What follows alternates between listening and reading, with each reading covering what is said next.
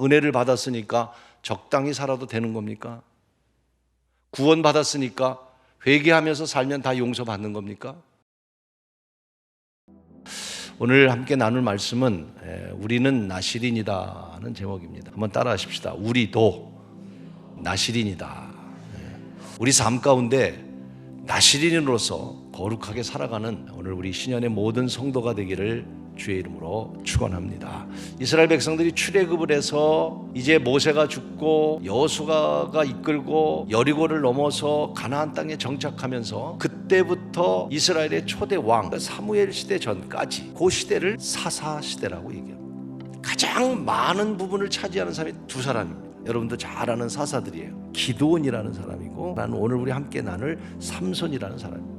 오늘 함께 나눌 삼손이라는 사람은 어떤 사람이냐? 그 어머니에게도 너도 나실인이기 때문에 세 가지를 금해일 뿐만 아니라 너뿐만 아니라 너의 난 아들 삼손에게도 절대로 이 세 가지를 해서는 안 된다. 구별된 자이기 때문이다.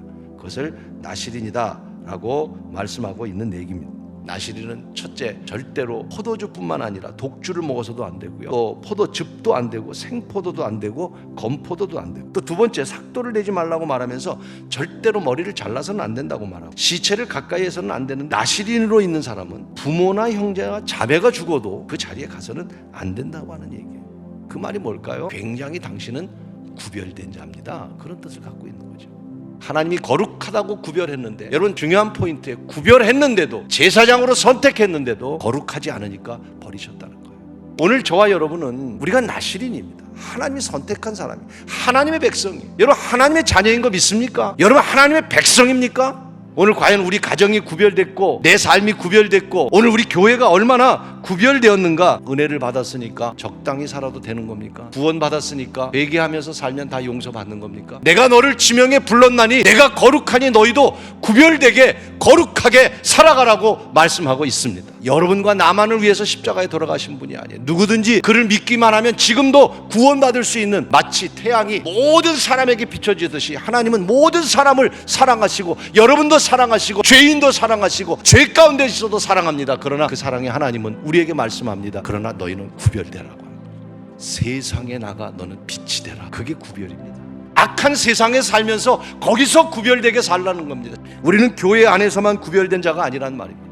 동성애의 법의 통과를 대항하고 있고 차별금지법에 대한 것을 반대하고 있습니다. 이것은 우리 기독교가 생명을 걸고 해야 될 일인데, 여러분 동성애는 죄입니다. 태어날 때부터 그렇게 태어났다. 아닙니다. 왜 죄라고 말하냐? 성경이 말하고 있습니다. 성경은 이미 그것이 죄라고 말하고 있습니다. 물론 그들의 마음과 그들의 아픔과 그들의 상처는 우리가 압니다. 그러나 하나님께로 돌아와야 합니다. 이 차별법은요, 어떻게 보면 그럴듯하고 괜찮은 것 같지만 특별히 이 차별법은 종교에 엄청난 피해를 줍니다. 여러분, 예수 밖에는 구원이 없습니다. 예수만 구원이 있습니다. 이건 차별이 아닙니다. 구별입니다. 구별이란 말이에요. 여러분, 행복을 목표로 삼지 마십시오. 그것은 믿지 않는 사람들도 행복을 목표로 삼습니다. 우리 믿는 사람들은 행복만이 목표가 아닙니다. 우리는 거룩한 삶을 살아가는 것이 우리 삶의 목표가 되어야 합니다. 두 번째는요, 나실인으로서 따라하십시다. 유혹을 이겨야 합니다.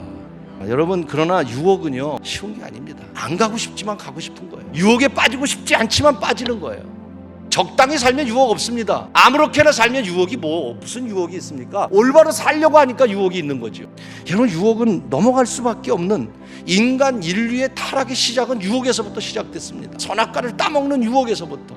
오늘도 우리는 살아가면서 오늘 한 주간의 삶 속에서도 수많은 유혹이 우리에게 있을 겁니다. 지난주에도 여러분 나에게 유혹이 있었을 것입니다. 그러나 우리는 나실인이기 때문에 우리의 힘으로는 유혹을 이길 수 없죠. 오늘도 우리가 신앙생활하는 이유가 여기 있습니다. 기도해야 될 이유가 여기 있습니다. 말씀으로 돌아가야 될 이유가 여기 있습니다. 이 유혹을 이길 수 있는 힘이 우리의 힘으로는 안 되기 때문이에요. 우리가 유혹을 이길 수 있는 것은 우리의 힘으로 안 됩니다. 하나님이 우리와 동행해야 합니다. 하나님이 나와 동행한다는 사실을 갖고 있어도 우리는 범죄하게 되는 거고 유혹에 빠지는 것인데, 하나님과 동행하지 않고 어떻게 유혹을 이길 수 있겠습니까? 그러니 나실인이라고 말하지만 세상의 유혹에 다 빠져가는 것이죠. 내가 잘못했더라 할지라도 하나님께 회개하면 또 용서하시는 거니까.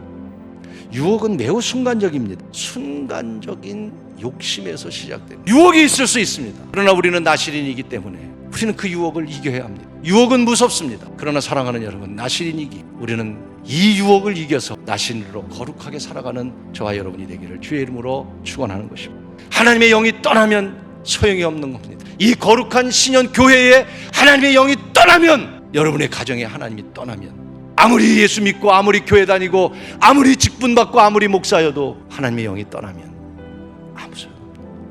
우리는 나실인으로서 하나님의 영이 함께 거하는 거룩한 하나님의 성전이, 하나님의 거룩한 여러분 마음이 되어야 하나님이 함께함으로 말미암아 거룩하게 우리는 살아갈 수 있는 줄로 믿습니다. 하나님께서 우리를 택하시고 거룩한 백성 나실인으로 불러주셨으니 분명한 사실을 깨닫고 아무렇게나 적당히 살아가는 우리 삶이 아니라 더 우리가 구별되고 어떤 유혹 속에서도 하나님이 함께함으로 그 유혹을 이겨내고 하나님의 영이 떠나지 않는 거룩한 삶이 되어서 우리 신년의 성도들, 또 우리 교회 앞으로의 더욱더 하나님이 함께하는 거룩한 은혜가 여러분의 충만하기를 주의 이름으로 축원합니다.